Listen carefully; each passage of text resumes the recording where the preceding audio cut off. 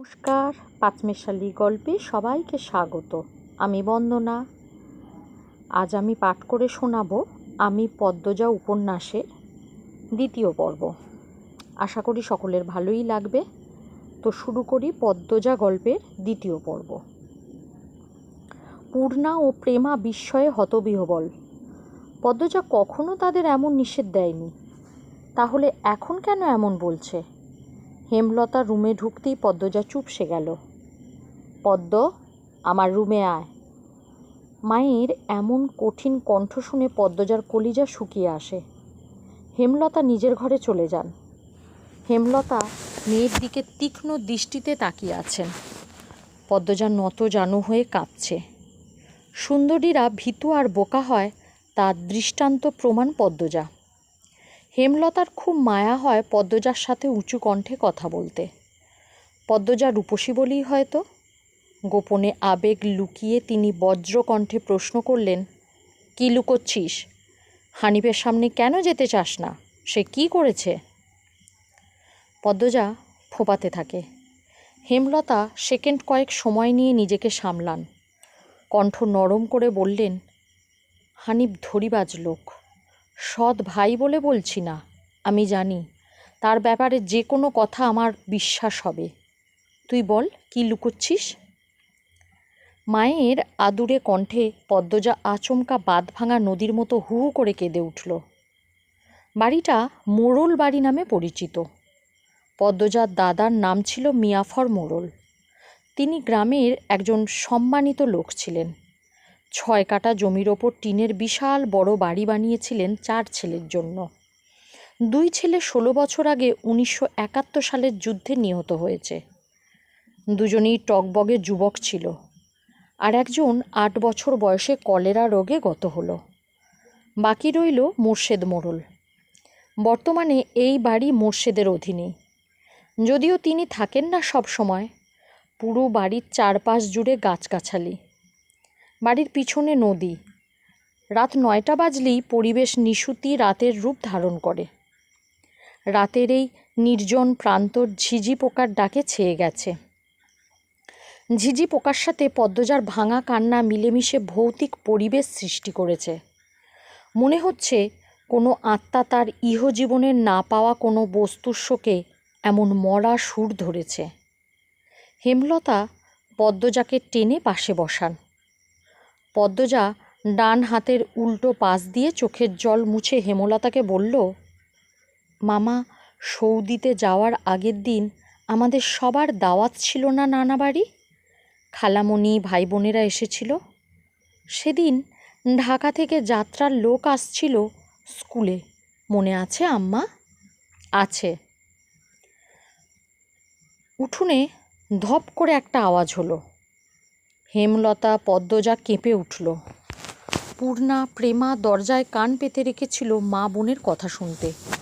হুট করে কিছু পড়ে যাওয়ার আওয়াজ হওয়াতে দুজনে ভয় পেয়ে যায়। দরজা ঠেলে হুড়মুড়িয়ে রুমে ঢুকে পড়ে।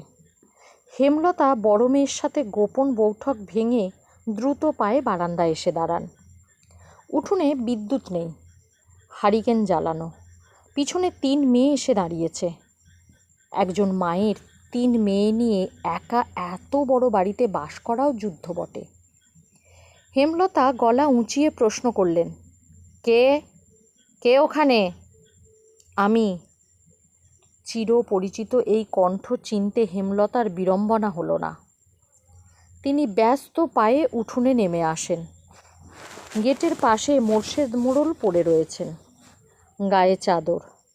হাঁপড়ের মতো বুক ওঠানামা করছে তার, যেন দম ফুরিয়ে যাচ্ছে। হেমলতা দুহাতে মোর্শেদকে আঁকড়ে ধরলেন। পদ্মজা, পূর্ণা দৌড়ে আসে। মোর্শেদের এমফাইসিমা রোগ আছে। এ রোগে অল্প চলাফেরাতেই শ্বাসটানের উপক্রম হয় এবং দম ফুরিয়ে যায়। শ্বাস নেবার সময় গলার শিরা ভরে যায়। 3 মা মেয়ে মোর্শেদকে ধরে রুমে নিয়ে আসে। মোর্শেদ এভাবেই হুটহাট করে বাড়ি ফেরে। কখনো কাকডাকা ভোরে, কখনো নিশুতি রাতে, কখনো বা কাঠফাটা রোদে। মোর্শেদ মোড়লই এমফাইসিমা রোগটা ধরা পড়ে 7 বছর আগে। মোর্শেদের অ্যাজমা ছিল। আবার ধূমপানে খুবই আসক্ত ছিলেন। ফলে ফুসফুসের এই রোগটি খুব দ্রুত আক্রমণ করে বসে। মোর্শেদ খানিকটা সুস্থ হয়ে রাত 1টার দিকে ঘুমালেন। পূর্ণা প্রেমা রুমে গিয়ে শুয়ে পড়েছে। পদ্মজা বারান্দার রুমে ঝিম মেরে বসে আছেন। জানলার বাইরে চোখের দৃষ্টি। জ্যোৎস্না গলে গলে পড়ছে। কি সুন্দর দৃশ্য! পদ্মজার মন বলছে মা আসবে তার খোঁজে, পুরো ঘটনাটা শুনতে আসবেই। সত্যি তাই হলো। কিছুক্ষণ পরই হেমলতা আসলেন। আম্মা, বাতিটা নিভিয়ে দাও, বলল পদ্মজা, কণ্ঠ খাদে নামানো। হেমলতা বাতি নিভিয়ে পদ্মজার পাশে বসেন। পদ্মজা তৈরি ছিল, তবুও অপ্রস্তুত হয়ে পড়ে। খুব অস্বস্তি হচ্ছে। সে গোপনে দীর্ঘশ্বাস ছাড়ল। পদ্মজা তখন 4র্থ শ্রেণীর ছাত্রী। বয়স 10 ছিল। খুব কম বয়সেই তাকে স্কুলে পাঠানো শুরু করেন হেমলতা। সেদিন নানা বাড়িতে সবার দাওয়াত পড়ে। হানিফ চলে যাবে সৌদিতে, তাই এত আয়োজন। পরিবারের মিলন আসর বসে। স্কুল মাঠেও সেদিন নাচ গান অনুষ্ঠিত হয়। বাড়ির সবাই সেখানেই চলে যায়। বাড়িতে থাকে শুধু পদ্মজা, পদ্মজার বৃদ্ধ নানা আর হানিফ। পদ্মজা ঘুমেছিল, তাই বাকিদের সাথে যেতে পারিনি। যখন ঘুম ভাঙে আবিষ্কার করলো বাড়িতে কেউ নেই। মোর্শেদ হঠাৎ করে অসুস্থ হওয়াতে হেমলতা বাপের বাড়িতে উপস্থিত ছিল না। পদ্ম নাকি? পদ্মজা বাড়ি থেকে বের হওয়ার উপক্রম হতেই কানে আসে হানিফের ডাক। পদ্মজা মিষ্টি করে হেসে মাথা নাড়ল। হানিফের লোলুপ দৃষ্টি। তখন পদ্মজা সারা শরীর ঘুরে বেড়াচ্ছে। এইটুকু মেয়ের ফর্সা চামড়া, বিকৃত মস্তিষ্কের হানিফকে যেন বড্ড টানে। আয় তো, আমার ঘরে আয়। সহজ সরল শিশুসুলভ পদ্মজা মামার ডাকে সাড়া দিল।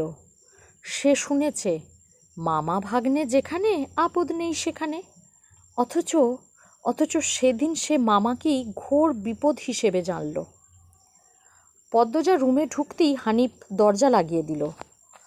পদ্মজার মন কেমন করে উঠে হানিফের অদ্ভুত চাহনি আর দরজা লাগানো দেখে।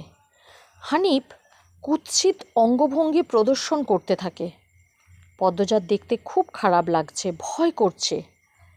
এদিকে আয়, তোর লগে গল্প করি। হানিফ বিছানায় বসে পদ্মজাকে কাছে ডাকল। পদ্মজা কাছে যেতে সংকোচ বোধ করে। হানিফ পদ্মজার ডান হাত ধরে টেনে কোলে বসায়। তুই জানোস, তুই যে সবার থাইকা বেশি সুন্দর? হানিফের প্রশ্ন পদ্মজার কানে ঢোকেনি। সে মোচড়াতে থাকে হানিফের কোল থেকে নামবার জন্য। আপত্তিকর স্পর্শগুলো পদ্মজার খুব খারাপ লাগছে। কাঁদতে ইচ্ছে হচ্ছে। মোচড়াস কেন রে ছেঁড়ি? শান্তি মতো বইয়া থাক। মামা মেলা থাইকা সাজনের জিনিস কিনাই না দিমু। হানিফ শক্ত করে দুহাতে ধরে রেখেছে পদ্মজাকে। পদ্মজা কিছুতেই নামতে পারছে না। মামা, আমি চলে যাব, কাঁদো কাঁদো গলায় বলল পদ্মজা। কই যাবি? মামারে ধরে থাক, বলল হানিফ। হানিফের শক্তপোক্ত হাতের স্পর্শগুলো শুধু অস্বস্তি দিচ্ছে না, স্পর্শকাতর জায়গাগুলো ব্যথায় বিষিয়ে উঠছে। পদ্মজা কেঁদে ওঠে। ভেজা কণ্ঠে বলল, বাড়ি যাব আমি, ব্যথা পাচ্ছি মামা। হানিফ হাতের বাঁধন নরম করে আদুরে গলায় বলল, আচ্ছা, আর ব্যথা দিতাম না, কান্দিস না। পদ্মজা চট করে কোল থেকে নেমে পড়ে। হানিফকে তার আজরাইল মনে হচ্ছে। মায়ের কাছে সে আজরাইলের অনেক গল্প শুনেছে। আজরাইল যখন জান নিতে আসবে তখন শরীরে খুব কষ্ট অনুভব হবে। এই মুহূর্তে যেন ঠিক তেমনই অনুভূতি হলো। তাহলে তার হানিফ মামাই আজরাইল? পদ্মজা দরজা খুলতে পারবে না, তাই হানিফকে ভীত কণ্ঠে অনুরোধ করল, মামা, দরজা খুলে দাও। কেন? আমি তোরে যাইতে কইছি? হানিফের কর্কশ কণ্ঠের ধমকে পদ্মজা ভয়ে কেঁপে উঠল। তার চোখ বেয়ে জল পড়তে থাকে। হানিফ পদ্মজাকে জোর করে কোলে তুলে নেয়। পদ্মজা কাঁদছে, তার খুব ভয় লাগছে, বারবার বলছে, মামা আমি বাড়ি যাব। হানিফের তাতে বিন্দু মাত্র ভ্রুক্ষেপ নেই। বাড়িতে কেউ নেই। বৃদ্ধ সৎ বাবা কানে শুনে না। পদ্মজা হানিফকে কিল ঘুষি দিতে থাকে, সেই সাথে জোরে জোরে কান্না শুরু করে। এভাবে কাঁদলে পাশের বাড়ির যে কেউ চলে আসবে। হানিফের রক্ত টকবক করছে উত্তেজনায়। সে দ্রুত ওড়না দিয়ে পদ্মজার মুখ হাত পা বেঁধে ফেলল। পদ্মজার দু চোখের পানি হানিফের চোখে লাগেনি। হানিফ ভীষণ আনন্দ পাচ্ছে, পৈশাচিক আনন্দ পাচ্ছে। সে সিগারেট জ্বালায়। খুব আনন্দ হলে তার সিগারেট টানতে ইচ্ছে হয়। সিগারেট টানতে গিয়ে মাথায় আসে নৃশংস ইচ্ছে। নাক মুখ দিয়ে ধোঁয়া উড়িয়ে সিগারেট 2 আঙুলের মাঝে রেখে পদ্মজার বাম পায়ের তালুতে চাপ দিয়ে ধরে রাখে। পদ্মজা হাউমাউ করে কেঁদে উঠল। হেমলতা 2 হাতে শক্ত করে মেয়েকে বুকের সাথে জড়িয়ে ধরেন। পদ্মজা কাঁদতে কাঁদতে বলল, আম্মা তখন আমার খুব কষ্ট হচ্ছিল, আমার দমটা বেরিয়ে যাচ্ছে মনে হচ্ছিল। আমি তোমাকে খুব ডাকছি, আম্মা খুব ডাকছি তোমাকে, তখন তুমি আসোনি। পদ্মজার কথাগুলো হেমলতার বুক রক্তাক্ত করে দেয়। এ যেন 1971 সালের পাকিস্তানিদের নৃশংসতা। নিজের চোখে তিনি দেখেছেন পাকিস্তানিদের নিষ্ঠুরতা। হানিফ আর তার দেখা অত্যাচারী পাকিস্তানিদের মধ্যে কোনো তফাৎ নেই।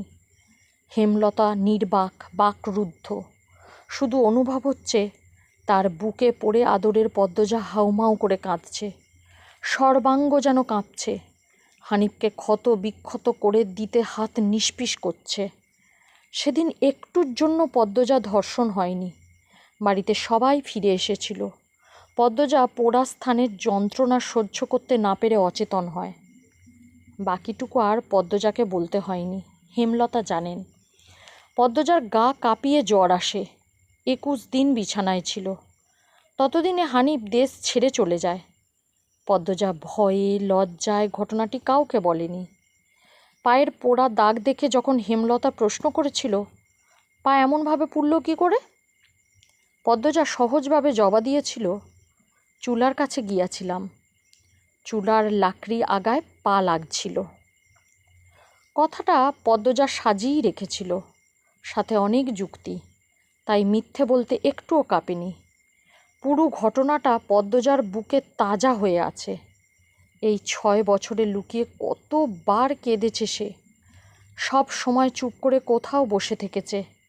হেমলতা মেয়ের নিশ্চপতা দেখে মাথা ঘামাননি, কারণ পদ্মজা ছোট থেকেই চুপচাপ ছিল। কিন্তু আজ হেমলতার খুব আফসোস হচ্ছে, নিজেকে অপরাধী মনে হচ্ছে। তিনি ভেবেছিলেন তার 3টা মেয়েই তার কাছে খোলা বইয়ের মতো, চাইলেই পড়া যায়। বিশেষ করে পদ্মজাকে বাড়ির পিছনের নদীর বুক দিয়ে তত্তর করে বয়ে যাওয়া স্বচ্ছ টলটলে পানির মতো মনে হতো, যার জীবনে অস্বচ্ছ বলতে কিছুই নেই, সবই সাদামাটা, সহজ সরল। অথচ পদ্মজার জীবনই কত বড় দাগ জ্বলজ্বল করে জ্বলছে, কত বড় ঘটনা লুকিয়েছিল। মেয়ের কথা লুকিয়ে রাখার সীমাহীন ক্ষমতা নিয়ে জন্মায়। কথাটি নিজের মেয়েদের ক্ষেত্রে মাথায় আসেনি। পদ্মজা শান্ত হলে হেমলতা বললেন, পাটা দেখি। পদ্মজা বাঁ পা বিছানায় তুলল। হেমলতা পদ্মজার পা কোলে নিয়ে পোড়া দাগটা দেখেন মনোযোগ দিয়ে। রক্ত টকবক করে ওঠে, রন্ধ্রে রন্ধ্রে হিংস্রতা যেন লুটোপুটি খাচ্ছে। এই পোড়া দাগ হানিফের রক্ত দিয়ে মুছব। কথাটি কত সহজে করে বলেছেন হেমলতা, তবুও পদ্মজা কেঁপে উঠল। কি যেন ছিল কথাটিতে, শরীরের পশম দাঁড়িয়ে পড়ে। হেমলতা বারান্দার রুম ছেড়ে বড় ঘরে ঢুকেন। মিনিট কয়েক পর রামদা ছুরি হাতে নিয়ে উঠোনে যান। উঠোনের একপাশে শক্ত পাথর আছে। ছুরিটা পাথরে ঘষতে থাকলেন সাবধানে। ঘষতে ঘষতে পাথর গরম হয়ে আগুনের স্ফুলিঙ্গ দেখা দেয়, মানে ধার হয়ে গেছে। পদ্মজা বারান্দা থেকে দেখছে। অজানা আশঙ্কায় তার বুক কাঁপছে। হেমলতা বারান্দা পেরিয়ে রুমে ঢুকতে যাবে, তখন পদ্মজা উৎকণ্ঠিত গলায় ডাকলো, আম্মা। এখানেই শেষ করলাম আমি পদ্মজার দ্বিতীয় পর্ব। আবার খুব তাড়াতাড়ি নিয়ে আসবো পদ্মজার তৃতীয় পর্ব। সকলে পাশে থাকুন, আর আমার এই পাঠ ভালো লাগলে চ্যানেলটিকে সাবস্ক্রাইব করে অবশ্যই পাশে থাকবেন। নমস্কার।